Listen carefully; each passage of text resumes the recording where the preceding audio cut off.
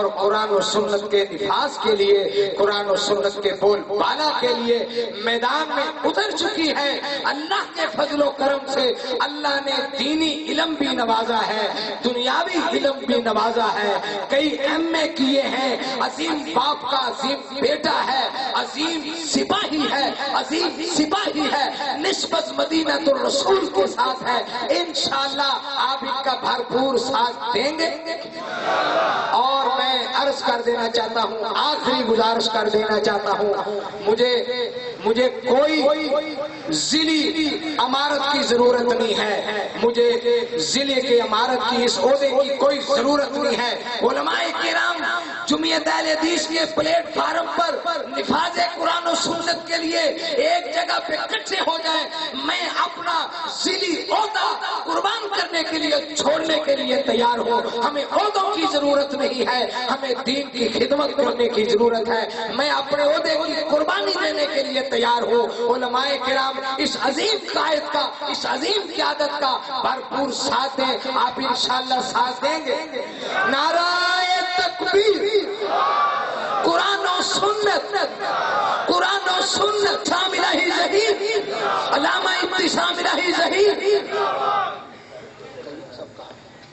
لو جی حضرت علامہ صاحب کا خطاب شروع۔ کریم بسم اللہ الرحمن الرحیم۔ ان الدین عند اللہ الاسلام۔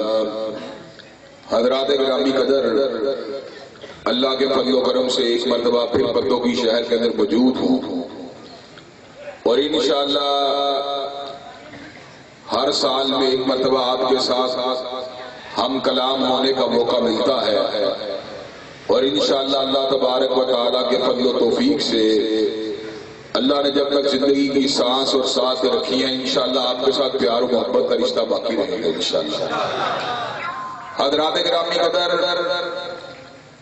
اللہ کے فضل و کرم سے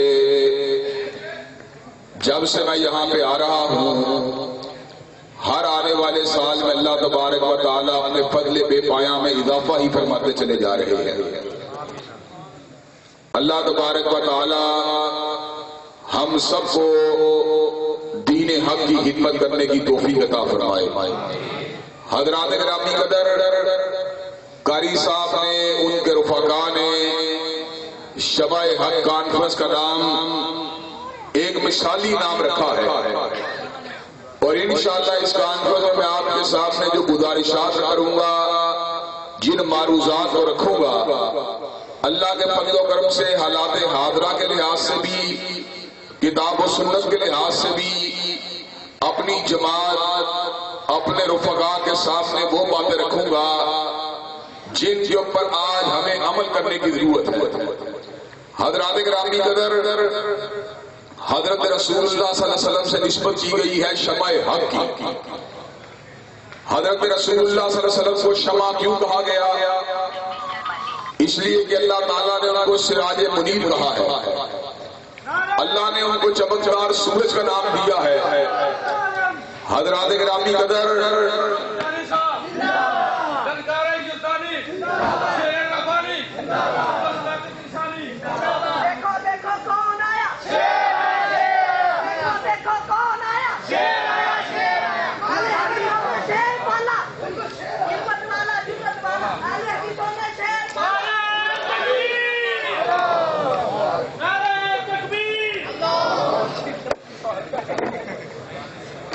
حضرات گرامی قدر، حضرت رسول اللہ صلی اللہ علیہ وسلم کو اللہ تبارک و تعالیٰ نے سراج منیر کہا ہے۔ سراج منیر کیوں کہا؟ روشن دیا، روشن چراغ کیوں کہا؟ اس لیے کہ کائنات کے اندر جتنی ظلمتیں تھیں، جتنے اندھیرے تھے، جتنی گمراہیاں تھیں، جتنی بدبختیاں تھیں، جتنی کجیاں تھیں، جتنا ٹیڑھا پن تھا، اللہ تبارک و تعالیٰ کے فضل و کرم سے ہمارے نبی نے اس سارے اندھیروں کو دور فرما دیا۔ حضرات گرامی قدر، غور کیجیے کیسے کیسے اندھیروں کو دور کیا۔ عقیدے میں اندھیرے کا عالم یہ تھا کہ لوگ اپنے ہاتھوں سے پتھروں کو بت بناتے، پتھروں کے بتوں کے آستانے کے اوپر خود ہی جھک جاتے، بناتے بھی خود، سجاتے بھی خود، عبیدہ بھی خود کرتے، رکھتے بھی خود، اور بنانے کے بعد خود سجدے میں گر جاتے۔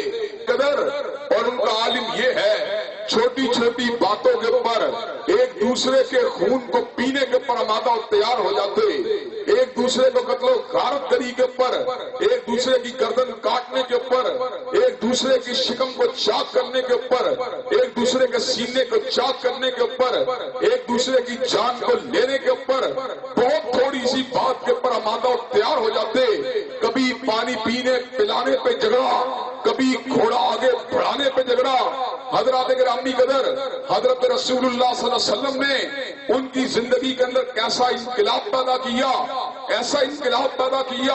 وہی گردنیں جو لات کے سامنے جھکنے والی، وہی گردنیں جو منات و عزا و حبل لیلا بوانا کے سامنے جھکنے والی، حضرت رسول اللہ صلی اللہ علیہ وسلم نے انہی گردنوں کو بتوں کے آستانے سے اٹھا کر اللہ قبول الحاکمین کے آستانے پہ جھکا دیا اور کائنات کے لوگوں کو بتلا دیا، بندہ مومن و مسلمان کی گردن کٹ سکتی ہے مگر غیر اللہ کے آستانے پہ جھکنا گوارا نہیں کر سکتی۔ سبحان اللہ، نعرہ تکبیر۔